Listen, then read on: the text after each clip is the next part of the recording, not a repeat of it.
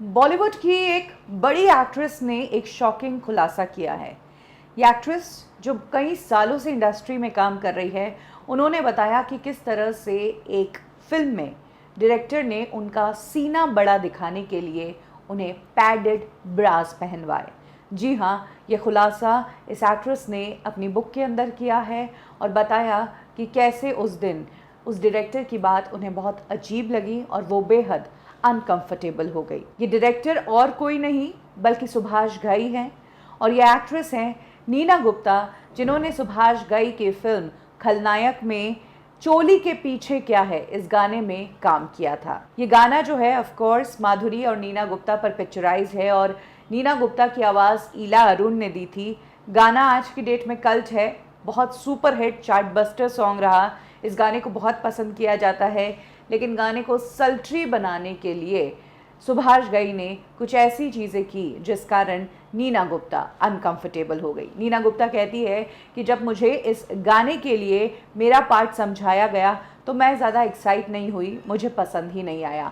हाँ, ये बात मुझे ज़रूर पसंद आई कि मेरी जो वॉइस है या मेरे लिए जो गाना गाएंगी वो ईला अरुण है, जो कि मेरी बहुत अच्छी दोस्त है, लेकिन इसके अलावा इस गाने में मेरे लिए कुछ भी अच्छी बात नहीं थी। इस गाने से पहले नीना गुप्ता को कुछ ट्रायल से गुजरना पड़ा था। जिस दिन चोली के पीछे क्या है गाने की शूटिंग थी, उस दिन नीना गुप्ता को एक गुजराती ट्राइबल कॉस्ट्यूम पहनाया गया और उसके बाद सुभाष घई को दिखाया गया। सुभाष घई ने नीना गुप्ता को देखते ही रिजेक्ट कर दिया और उन्होंने शब्द कहे, नहीं नहीं कुछ भरो।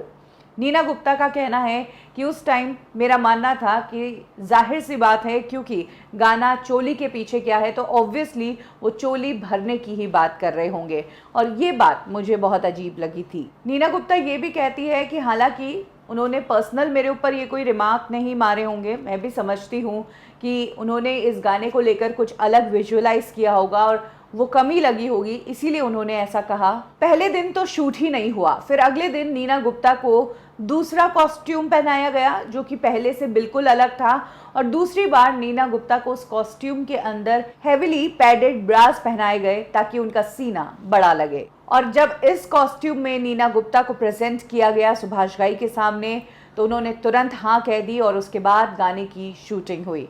नीना गुप्ता ने कहा कि तब ये वाकया मेरे लिए अजीब था, लेकिन जब गाना सुपर हिट हुआ, गाना कल्ट बना, तो ये सारे थॉट्स मेरे दिमाग से निकल गए। और जहाँ तक बात है सुभाष घई की, तो शायद वो हर चीज़ में इतनी बारीकी देखते हैं और उनका विजन ही बिल्कुल डिफरेंट है, इसीलिए वो आज इतने बड़े डायरेक्टर हैं। फिल्म इंडस्ट्री के लिए कहा जाता है कि यहाँ पर आपकी बॉडी किस तरह की है ये बहुत मायने रखता है और यही कारण है कि एक्ट्रेसेस को एक पर्टिकुलर फिगर मेंटेन करके चलना पड़ता है।